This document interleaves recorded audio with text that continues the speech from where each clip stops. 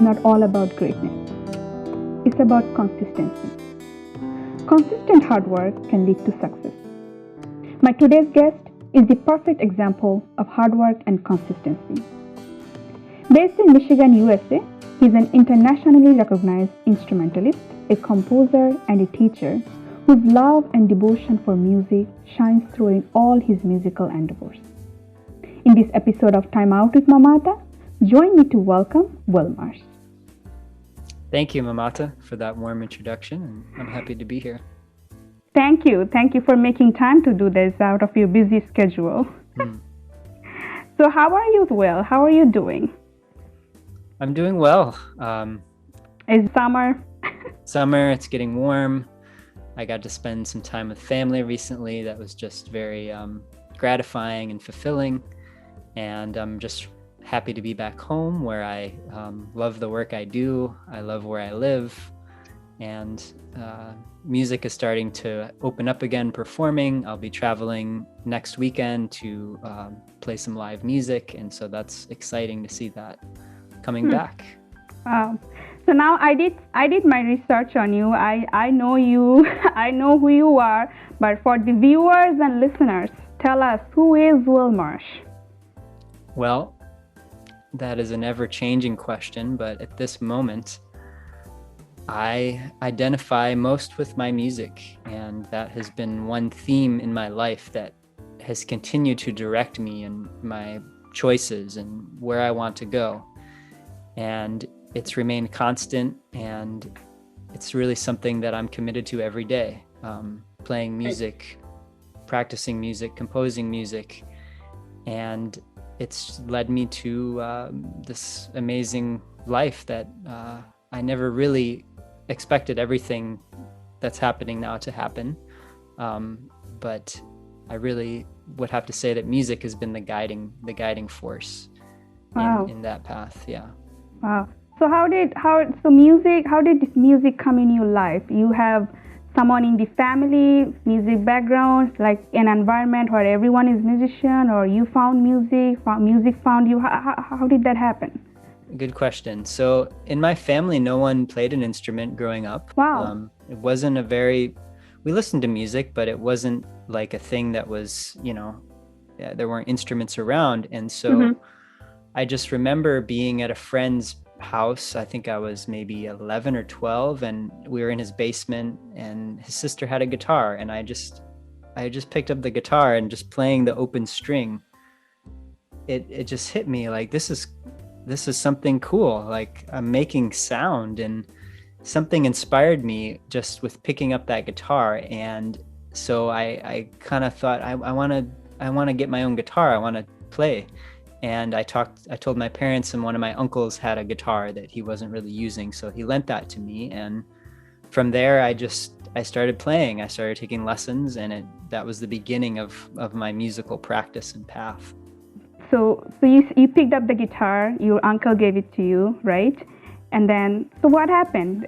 Was it just a fascination and interest, and like, I'm just gonna try it out. Let's see if it works for me. If it doesn't, I'm just gonna try something else. So what happened after that? What happened was I just found so much fascination and enjoyment in spending time with the instrument that I started to practice, and I started to improve. And when I started taking lessons, I still remember my first guitar teacher and just having someone guide me. And, he was cool. He was my first kind of musical teacher, and he would teach me these songs. A lot of like classic rock was kind of the repertoire, and he saw that I was practicing, and it was something that became inspiring to learn something harder and accomplish one piece, and then be able to play next, and then starting to learn more lead scales. And it just was something that when I practiced, like, time didn't exist. It's one of those things where something really fits your temperament when time just kind of vanishes, right? Right. Yeah. Mostly when you have happiness, you find joy. Yeah. So that was really just the feeling that kind of led me to being serious, I guess, about music or enjoying it, or that's how I wanted to spend my time, was playing guitar. Right. So now you're saying you learn from instructors at school. So did you have one particular instructor to guide you through to from beginning stage to the advanced, or you had multiple teachers and you got like everyone has their style and methods of teaching? What was your situation like? Right. So my early lessons, I was taking lessons at a kind of a music shop that had some teachers. Okay. And my first teacher I really liked, but then one day I went there and he was gone. He moved or something. And then I had a different teacher. And eventually what happened was I was very lucky to be able to attend an arts academy called the Interlaken Academy of the Arts. And this is a boarding school where children from all over the world they go and live here. It's in the middle of nowhere pretty much, but it happens to be only a half-hour drive from the town that I grew up in. And so I heard about this and I auditioned and I got accepted. And so I spent my sophomore to senior year at this like amazing arts academy. And that's where I had one guitar teacher who was teaching me that whole time, and he's still someone I'm in touch with. He's kind of like a mentor and a friend. And so that was kind of the most long-term music teacher relationship that I had at that school. And it was an incredible experience to get to be there. Wow, that's amazing. Now, a lot of beginners who are like, everything starts with some kind of interest and then, fascination like you had. And then, kids who become very passionate about it. Some kids say, okay, this is what I want to do. I want to take it to the next level. So what do you recommend for kids like that who are into music? Having that online class, now everything is, like you can learn playing some chords, watching some YouTube videos, and other people go to a mentor, instructor, and have that in-person interaction. That's how they learn more. What would be it's more like what is the best suggestion? What do you recommend for beginners who want to take it to the next level, which is after the interest, when the passion builds there? Good question. I think developing consistency with your practice is such a powerful tool, because as we go through life, different duties and obligations can come up. But if you remain consistent with your practice, you're going to see the improvement just steady. And if you go a week without playing and then you try to play extra in a day or two, it's not as effective as if you can just keep that consistency and momentum. And then you'll find that you want to spend more time as you get more inspired. And then once you're kind of on the next step, I think it's important to find a style or a sound that really inspires you, that you feel like resonates with you, and you want to be able to express this. It could be jazz, it could be classical, it could be songwriting, it could be blues, it could be so many things. And there's so much value in really getting into a certain style of music and getting deep into it, because that gives you the vocabulary, gives you the language. And it doesn't mean that you have to only play this way or you're limited to this, but it's like when you learn the letters, then you can make the words. And music is like that. Every style of music has melody, it has rhythm. Right. And if you can really get deep into one style, I think that's going to really expand your musicality and your expression. And it's kind of like there's a saying, learn the rules so that you can then break them. I think you really want to immerse yourself in it. I really want to emphasize, it doesn't really matter what that style is. There's so many valuable styles of music. It could be Hindustani classical, it could be so many things. But to really find a teacher who can teach you that style and specialize in it and take you deeper and deeper into that repertoire. I think that would be my advice for a music student, is to spend that time in a particular genre and go deep into it. Yeah. Wow, you said something about Hindustani music. That's my next direction. How do you know about Hindustani music? Just curious. One thing I'll mention is in this time that I was, studying at this arts academy and, really spending a lot of time learning music, I was very curious about all kinds of music. I wanted to hear everything. It was something like, it was like the most exciting thing was picking up an album of something interesting that I hadn't heard. And one of these styles was classical Indian music. North Indian is known as Hindustani music. And so I was hearing, Sitar and sarod, and it was very mesmerizing, beautiful music. I never expected that I would go deep into it and devote so much time and study to it, but I was aware of it, and I was, wow, this is beautiful. This is some kind of music that I do want to learn more about. And so that was going on in my head. And then when I graduated from high school, my next step was I wanted to go to a college where I could learn more music that I hadn't learned, some things outside of Western music and jazz. And so I particularly found a school that specializes in world music. And it was there that I signed up for a class that was Indian music ensemble. And I was playing guitar, and we were learning raga and the compositions as an ensemble, and we would do a performance that semester. And that was my first real hands-on experience with Hindustani music. And it captivated me, like, totally. So from 6-string guitars to 20-string sitar. So you are exposed to other international music too. As you said, at that academy, there are people from all parts of the world, and you are exposed to other international music as well. Now, the question is, like, why out of all, why you chose Hindustani music? Why sitar? Because the look of it is pretty complex. Like, really, it's got the long neck, and it's pretty complex, and it's very traditional. And also, even in India, people, it's just becoming so rare. In modern music, you rarely hear, certain group of people, certain genre, you still have it, but it's becoming very rare. And now there's kids with all the technology, doing drums and beats. People don't do that, and you're very young, and so you're exposed to many other instruments, other music. So out of all the Hindustani music, why you chose sitar? I think my best answer would be more that sitar chose me. Wow. Because about that, when something is just so resonant, or it grabs a hold of you so much, it's like you have no choice. Like, there wasn't any reasoning or any real, it just was like, this music, it sticks with me. It opens my mind, my thinking. It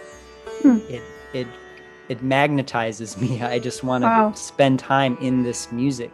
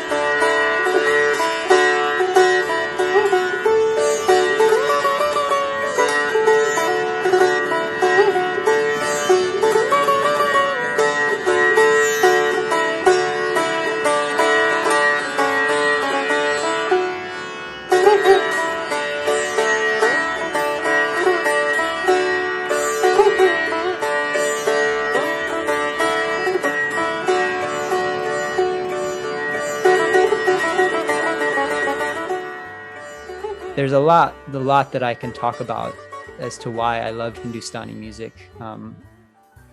But was at the beginning, I didn't know all these things. I just felt some inspiration, some magnetism towards the music. And that began kind of my time practicing sitar and learning. So in one of your interviews, you said you used to play guitar 10 hours a day. right? I mean, that's amazing. I think if anyone commits 10 hours a day, we all can reach to a level. Like, really. So were you living with your family, your parents that time when you were practicing Yes. guitar? Yeah. But it's my own personal question. How is it possible? Mostly when you are a pioneer and you just can't just grab something and start playing. You need the mood, you need the environment, the atmosphere has to be musical. And sometimes it helps when you have family in there, then it's like a band. You papa playing something, sister playing, brother playing something. All right, the mood is there already. But isn't it a challenge that for yourself that, I mean, the support is probably there. Otherwise, you couldn't have come that far. The family support is there. But to create the environment, to play, to just totally get into it, how did that happen? Like, how did you do that? I mean, I would say that the music was like a sanctuary or a place that was filled with so much inspiration. That was where I wanted to be. And I remember I would make a list of all the things I wanted to practice in a day, all the songs, all the scales, wow. all of the work. And I would love to try and do it all. And that would easily occupy more than a day could handle. And I was very, I'd spend time on technique and the scales and all of this, and then some repertoire. And then I would just be creative and play just freely and write music. And to do all of this in progression, it just takes a lot of time. Oh, yeah. And it became a kind of just way of being, I suppose, that was there's just the momentum built. And I could simply, that was what I wanted to do. And I had friends who I played with. I had a band, and we played at restaurants. We actually made some money, at that age. It was fun. So just the combination of all the music I loved, being in the band, the school was so inspiring. I would always be pushed. I was around people that were so talented, people from all over the world. So I think all of that combined was my environment that put me into such a state of focus on music. Oh, that's beautiful to hear that you had all this support, and also you were surrounded by all these great talents that you have the whole package within you. It's in your blood now. So tell me, Will, that from being a guitarist and down to sitarist, and you from guitar to sitar, and then from there you have to. It's like starting from scratch. You are not from India, you are not, you don't know that culture, because when you play certain type of music or grab any kind of instrument, you have to know the culture of it, the theme, what is it for? You can't just learn all about music. You need to know the behind story of it too. So when you moved to California, how was it like, the transformation from the transition also from one state to another? And you said you went by yourself too, right? You just have to move, and you went to school there. So it was everything from scratch again. So how did you do that? How was the journey like? Yeah, at first it was a little challenging because I was so used to focusing on guitar. And then I had this opportunity at the school to be exposed to so many different things, which meant I was spending less time on guitar and more in other music ensembles and learning other things. And at first that was a little bit like, it felt a little off to me, but I realized that was really the reason for being at that school. The guitar program at that school was like, I already had done that. I already learned classical repertoire on guitar and jazz, and pretty much Interlochen, where I went to high school, was equivalent to a college experience, and just how amazing and rigorous it was. So I kind of had to just let myself open up to more kinds of music, and who am I as a musician? And am I just a guitarist? Is that my identity? Or is there more to this whole experience and picture? And I started opening up, and then it just became so enriching and enjoyable. And specifically with Indian classical music, it's a whole other culture. And I would say I gradually just started to see and understand aspects of that of that culture, and it's fun and kind of humbling too, because you learn things that you wouldn't know, and I have some funny stories, and it was a part of the beauty of really getting into another culture through music. Right. It's such a fun experience. Yeah. This is the way you communicate with the rest of the world. Music is a very universal language. First, it's a language of God, and then through that you communicate with everyone through music. So tell me, you have an experience of having that Western music and also later Eastern music. What are the differences between two styles of music? I think the main difference is that a lot of Western classical music can be expressed through the notation. Mm-hmm. And that is a part of how the music is translated and expressed. Of course, there's still interpretation involved. When reading the music, you could give the same sheet to two people and there's a different way to play that. But in Hindustani music, there is no page of music. The music needs to be created spontaneously. And it still involves a lot of training. It's not that you're just playing something from nowhere. It's you've spent hours and hours on this rag and understanding how to bring out the mood of that rag. But when you go on the stage in Hindustani music, there is no sheet, there's no paper. And that is a different approach. You could say that it's more like jazz, although Hindustani and jazz are different, but they're similar in that way, in that the music is more about that spontaneity, that creation on the spot. Whereas Western classical music can be expressed on the page, and also Western classical music, like orchestras and things like this, you have to have the page to keep the whole group together. Right. And traditionally, Hindustani music is more of a soloist music. Orchestras and things came later, but traditionally it's instrument and then the tabla and the tampura. And so it's much more of a free space because of that smaller ensemble. And it's very simple, like just a sitar and a tabla like together, it sounds perfect. Perfect combination. It's a perfect balance. And so that those are two of the main differences, are just that idea of notation and improvisation. So you were saying in Hindustani music there is more space to be creative, since you are not logged into sheet music, or it's just the more space to be creative, right?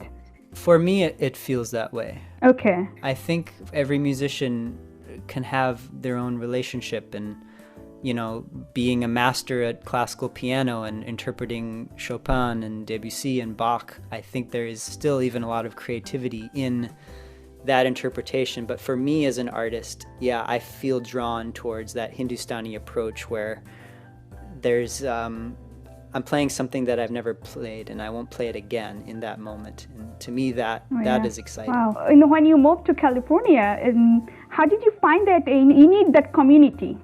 You need that community. You can't just play sitar with someone who is into heavy metal, like exactly. Get out. They don't sing together. So how did you find the community over in California? Well, the beautiful thing was that the school that I went to, the California Institute of the Arts, really provided that community, because I had colleagues, and it was a small group of us that were really focusing on Hindustani classical. But we became very close, and we had that camaraderie, and that our teacher liked to teach in group. So he would have us all together, and he would, teach us pieces together. And so we really kind of developed a relationship. And from there, we would then start to go to see concerts when our teacher would play, or other musicians, and we would get to know people at the concerts. And slowly, I started to find the people that had that love and interest for Hindustani music and world music. But that was really the beautiful thing about getting to be at that school, was that it gave me that community and experience, and that kind of started my journey, into the world, and finding where are these people, and how can I create a life around this music in a country where it's not native to, right? Right. Oh yeah. So how long have you been playing sitar for? Sitar, I started in 2006, so 13 years. Oh, great. And Yeah. when did you go to India? Did you go to India? I've been to India, I think, 4 times, and the first trip was 2016. Pretty recent. Yeah, Yeah. I didn't, it took me a while to just find I don't know what it took, but when I got to go, 2016, it was incredible.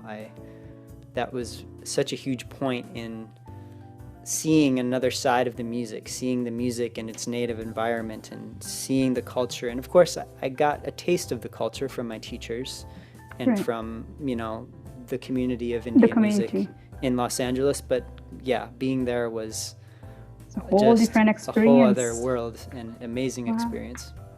So Will, do you play in India now at concerts? Do you perform there? I do. It's very, very gratifying. I started performing on my first trip and continue as I go. And it's to play for an audience that really grew up with that music and knows that music. That's what's so exciting. It's hard to find that in the United States. And to see that, to feel that, to go to big music festivals like Dover Lane and, being in Kolkata in December, it's like concerts are every night. And to be able to see that appreciation for music that I've, been so dedicated to and inspired by, Right. that is just an amazing experience. And, performing, there's something special about it when I perform in India that I don't get that here. Why? I mean, you are a performer. You perform here, and also you perform in India overseas. So how are you being received by audience? What are the reactions that you get? And you said you don't get it here. I want to know what is it something that you're missing? Well, I think the main thing is that these people in India have a closer relationship to the music. It's a part of their kind of psyche and appreciation, and I just feel like they're even more tuned in with me. And I feel the audiences here also can really tune in, and I've had some very gratifying experiences with Western audiences. But it's a whole other world for them to relate to. And in India, I feel that there is a little more of just a relationship with me representing a music in its native place. And I guess I want to be clear that one isn't better or worse. I still have great performances in the States, and I still love it, and people still connect with the music. But it's just different when it's something that you grew up hearing Rag Pilu, and then I play Rag Pilu, and it's like a certain phrase, you're like, wow, there's more that the audience can connect to. And that is just, it's very exciting. I think they are also mesmerized by your performances. Definitely a Western, came to India and playing, and really it's beautiful. Thank you. So, well, you also met some sitar instrument makers over in India. That's right. Right. So, as far as I know, there is a big gap between the instrument players and the instrument makers. They don't know each other. In this country, it is different. Over there, it's a big relationship gap. You don't know that you make such a big, beautiful piece, and you don't know any player who is playing that piece and becoming famous. There's a big gap. Did you feel that, or just me? Well, I know that the professional players in India, they have a certain person that makes their instrument, and they're in that, in India, the instrument making is by generations of families. It's this, and they make often it's just a small room, and they just sit on the floor, and it's no factory. There's no fancy equipment. There's not, Right. they're not making thousands like guitars, you know, manufactured all over the world. So it's, in my experience, it's been a little more intimate in India with the instrument making. And the reason that I was able to find and connect with a family of makers that I now import from and have a business with is because they make instruments for my teacher. And so it kind of was an instant connection with them. And I would go to the shop and kind of, you know, meet with them and talk about what I was looking for. And so I find that because of the smaller production of Indian instruments, that it can actually be more of an intimate experience rather than guitars where they're mass produced all over the world. And people, when they ask me about my business, they talk about like, oh, do you go to the Sitar factory? And there's no Sitar factory. No, it's all traditional, like handmade. Handmade. And so I find that to be even more of an intimate, you know, closer experience, because you're just dealing with a family. And, you know, the people I import from, they're very very old school, and, you know, it's just not like I'm ordering from a company, I'm ordering from a family, you know. I really hope that the traditional continues, because sometimes you don't get that support from the country, from people, and the tradition is diminishing, you know. I hope they get all the support, the fun, the encouragement to, you know, continue the legacy. I do as well, and I really, hope to help facilitate that by, you know, bringing in. I think the hope is in that Hindustani music has become an international art form. It's not like a hugely popular, it's not in the realm of pop by any means, but the fact that people in the United States, people in Europe, people in Japan, they're gravitating toward this music, and they're learning, and they're serious, and they're continuing their tradition. And that is the next phase of this music, is it's becoming a global art form. Yeah. If you are a contemporary musician and you haven't been exposed to tabla and sitar, like, you're behind. It's becoming a part of the language of music. Oh yeah. I mean, that's an amazing step for that music as a whole. Right. So tell me any funny story. You said you have a lot of funny stories when you went to India. Any funny stories you have, whether, you know, it's learning from a guru, you know, I think there's a language barrier mostly when you go there and, you know, just talk to them. And also just as a whole, like any funny experience you have in India. Yeah, so fortunately I love Indian food, but I don't like to eat with my hands because I have long nails on my right hand, and these nails I need to play classical guitar.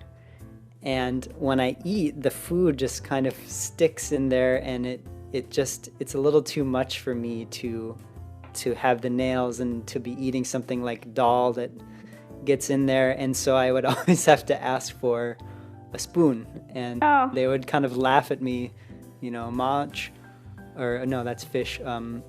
I forget the spoon. Yeah. So Kamoch. Yeah, kamoch, yeah. So I'd have to ask for a spoon, and then they would kind of laugh at me and bring me the spoon. And mach, yeah, so fish, you know, in Kolkata, the Bengalis love their fish. They love, you know, fish curry and all this. And I love fish, and so I'm eating the fish.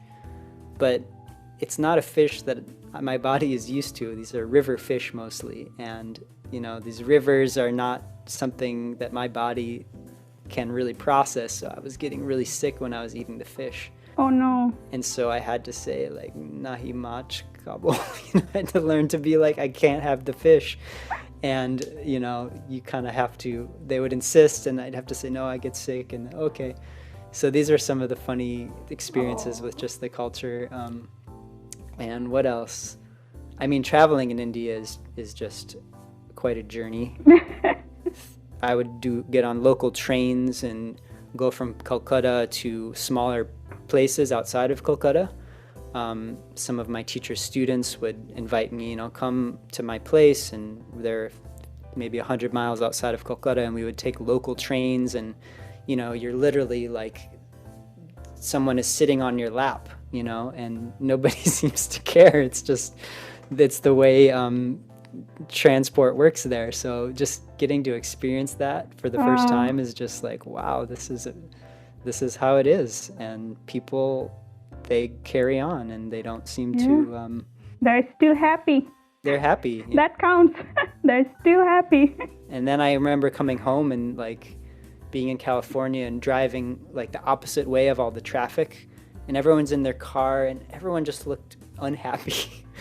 And people in their nice cars like going in the morning to work, and everyone kind of had like a frown on their face. And then I just thought back to being in India, where there's a truck with 7 guys just in the back with no cushions, and they always seem to be smiling. And so I kind of take that with me, that idea that it's not about what you have, it's about your attitude towards just, that's your choice. And right. So I learned a lot from being in India, and I still do. Beautiful. Wow. So, well, when I actually started to know about you and know more and more, one thing I was telling myself, wow, he's such a humble guy. It's very easy and natural to build ego, attitude when you are famous, when you get all this recognition, all this attention. A lot of musicians do have it. Even from my own personal experience, when I went to school for our sound recording and audio engineering. When we all start, all beginner, everyone, it just help each other. You're all in a team. But the next semester is like, I know something more than you. You don't know something. I know something I'm not going to show you. And then later in life, it's just like, you don't even talk to those people. Like, I'm ahead of you. I can play that many instruments and you is still wherever, garbage. The attitude that is so natural in human being, and mostly in the entertainment industry, you have it more. But look at you, you have experiences of playing guitar and sitar for years, but still you are so humble. So what keeps your feet grounded? What is it? I've talked with a lot of musicians. I have a podcast that I've been doing, and one of the themes that we often talk about is that in my belief of what music is, it can be a transformational experience. And in order for me to transmit something meaningful, if I'm playing in a room of 50 people and people are feeling some connection or some inspiration or some feeling, it's not me that's doing that. It's something bigger than me, that I am a channel that I'm open to. And for me to get into that state as an artist is challenging, but that's the goal. And if you start thinking about yourself and your ego and that I'm doing this, you lose that whole capacity. Yeah.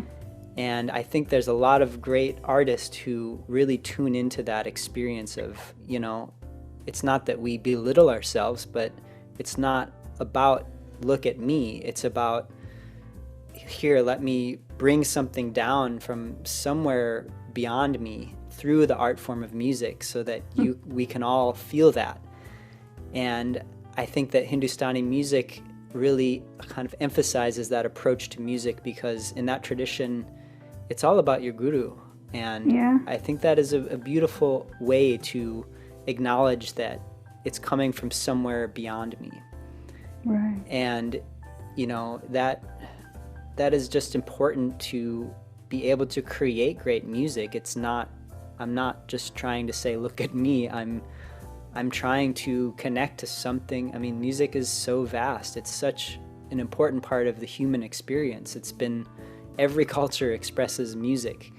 What would life be without music? So my role as a musician isn't to, look at how great I am. It's to provide this experience and continue this tradition of music as something that nourishes the human soul. And in Hindustani music, I just love that reverence for the teacher, for the guru, and that has also helped me kind of maintain and inform that experience of, the masters that are 80 years old in Indian music, they still say, I'm still trying to understand what my guru taught me. I'm still learning. And any real art form or field of study, there's no end to it. There's no final point. And if you look at the biographies of great musicians and great artists, they're always striving. There's never a point where they're like, oh, I did it, I'm the greatest, that's it. They're always looking for the next challenge or the next direction or, expanding in some way.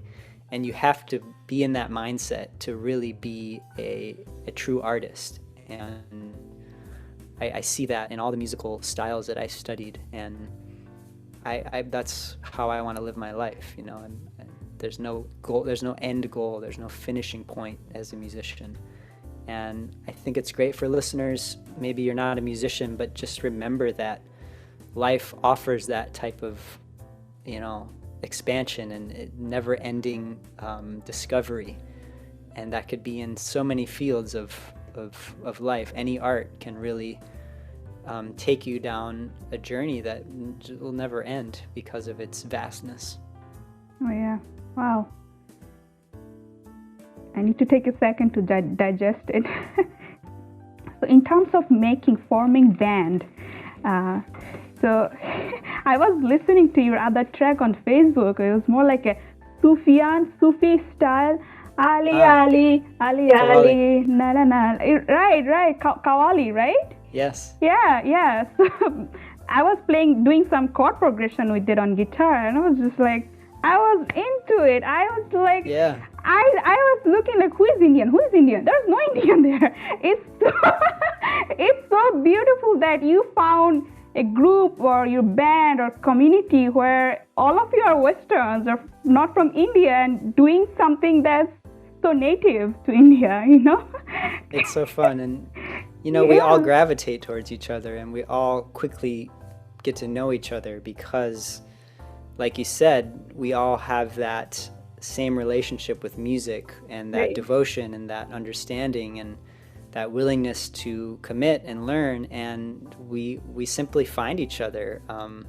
And so in my time in California, I play at a music festival, and that Qawwali group, the singer and tabla player has an internationally acclaimed group called Fanna-fi-Allah, and I've seen them many times and performed at the same festivals. And so we all find each other because we all resonate at the same frequency, so to speak. Wow. When did you decide that, okay, this is for me? I know all these successful people do have hard stories. You need to have it. I know you went through challenges, obstacles, and there are times when you sometimes ask yourself question, did I make a wrong decision in life? Is it too late? Can I switch to something else? So I'm very sure you had it. So how did you handle it? How do you deal with the stress and low times, and how you overcome? Yeah, so I did have a really challenging experience when I finished school and I was trying to just make a career and make a living as a musician. Music is what I know. Music is what I study. So this is what I'm going to do. That was my attitude, and it was very challenging to just be able to support my life and make enough money to just to do that. And I went through a time where I did doubt, like, what is the meaning of this if I can't make a living? And does anyone care? What, all of this art and beautiful music, what does that matter if I can't afford a home, if I can't afford to live? And I went through my own kind of struggle and battle with that. And I found that just by kind of staying committed to something, you always have a direction and there's always a path that opens up. And to make a long story short, I just kind of kept finding my way slowly, and there are times where I've had other work and that supported me, and I was grateful for that because it funded me to, I would do some work and then I'd practice when I finished. Side jobs, right? Side jobs, and I had I still could plan my tours, and I had the flexibility. So I just kind of, and then as an artist, I didn't really study business. I didn't study marketing. I didn't study production, I studied music at the feet of my teachers. And so slowly I started to learn these things. I started to think about these things. I started to really feel more like an entrepreneur, because being a musician is a business. You're running your own business. You have to have that business mindset too. Even if you're incredibly talented, it doesn't mean that you're just making a living by any means. So I slowly started to just open up to that, understand that, be able to cultivate more of that. And now I'm at a place where I just see the work that I need to do, and I'm committed to doing it, and I do it every day, and that's just the path I'm on. And sometimes I do struggle, because I see friends who, they own a home and they work a job that provides this much income and it's being saved, and there's just this kind of clear path of like what the world, what society validates. And sometimes I'm like, geez, what happens if my goals don't work or my plans don't work, or there's no guarantee of this path? And but at the end of the day, I commit to it because it is true to who I am, and the reality is that I have what I need, and I'm just committed to continuing on the path.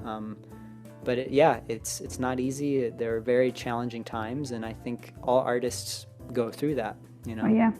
Oh yeah. So when you said you are also a composer, you do compose. When you compose music, what are the ingredients you need to have? By me saying ingredients, sometimes people need some quiet time, sometimes people need some story. It can be a tragedy or a kind of beautiful story, or nature piece. What are your ingredients in terms of composing music? Good question. I think there's two different ways that I compose. And one is, there is like an end goal for this piece. It has some particular function. Like for my podcast, I composed a jingle for it, and it came out really great. I love it. And I just wrote down on a piece of paper all of the kind of moods that I wanted someone to feel when they heard this jingle.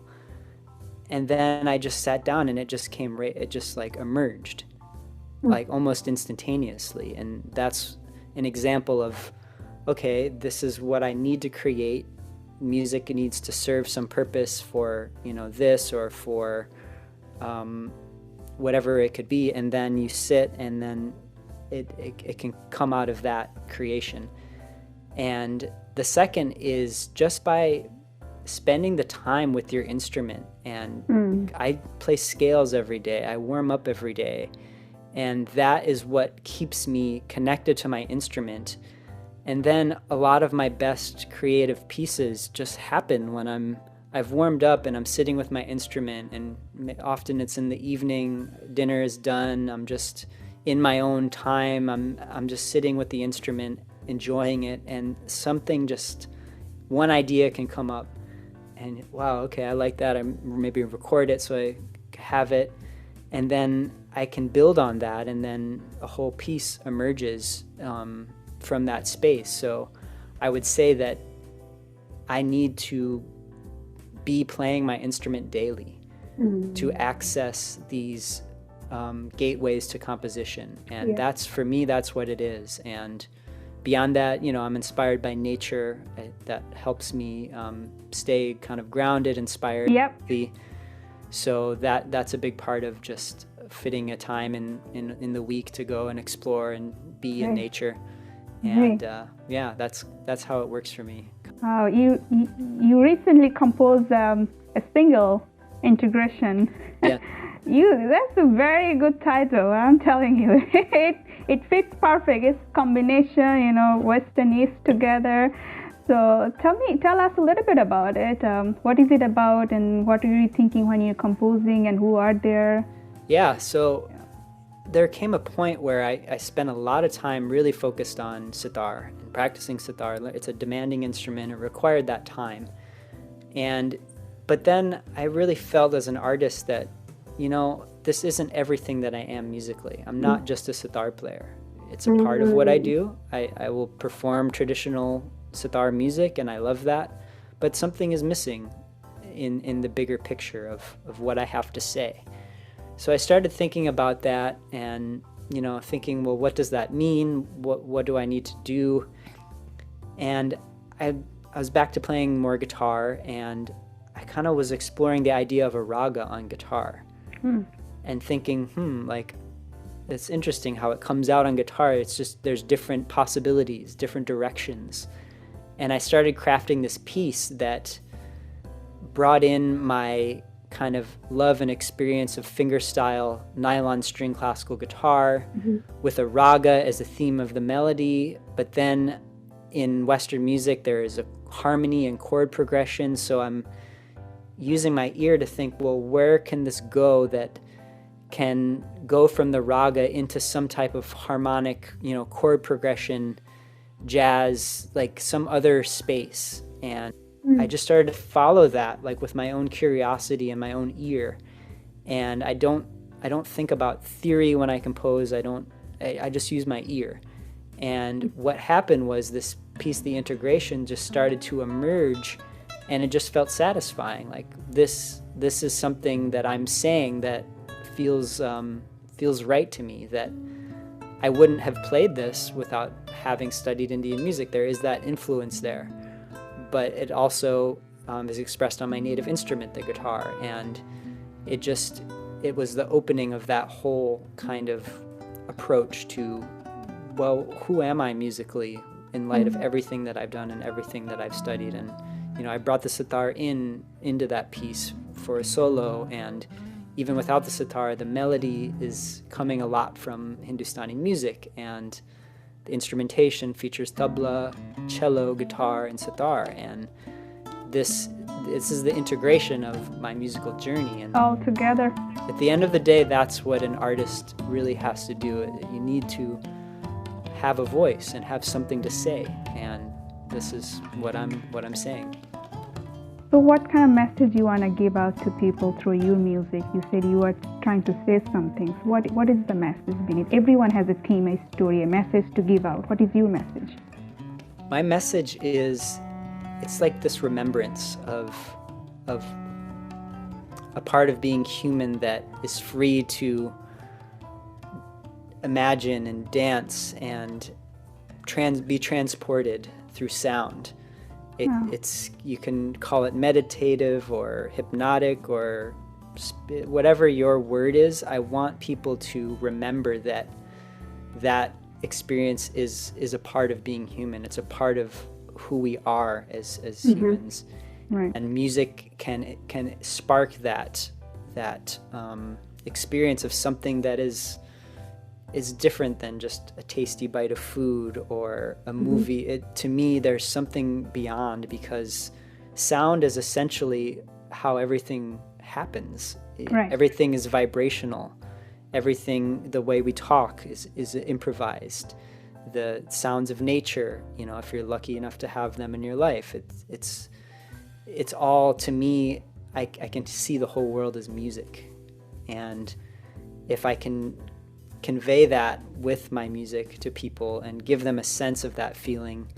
It's like the feeling when if you stood on a mountaintop and just looked over a breathtaking view. Yeah. That same just feeling of freshness and clarity, and like, that's what I want people to feel through my music, and to be reminded of that. Wow, beautiful. So what's coming up? What can we expect from you next? So the integration, the song you spoke about, is kind of the title track of a full album that features a number of tracks in that idea of, what do I have to say as an artist who studied all of this music. And I've done a good amount of recording already for it, so it's starting to come along. It'll take some time. It'll probably be another year for it to be finished. But that is really one of the exciting things that I'm working on, that is kind of feels very much alive and like, wow, this is wonderful. So that is something to look out for. Also, I'm hoping to be performing these pieces and this original music. Some of it, even though it's not recorded, it'll be ready to perform. So I'm working on getting together, like, what would that ensemble be that I can perform this? And as music starts to open up again, I really am ready to create a touring schedule where I'm playing, this music, this not just traditional music. It's something unique. So that's kind of the most exciting thing that is happening for me right now artistically. Wow.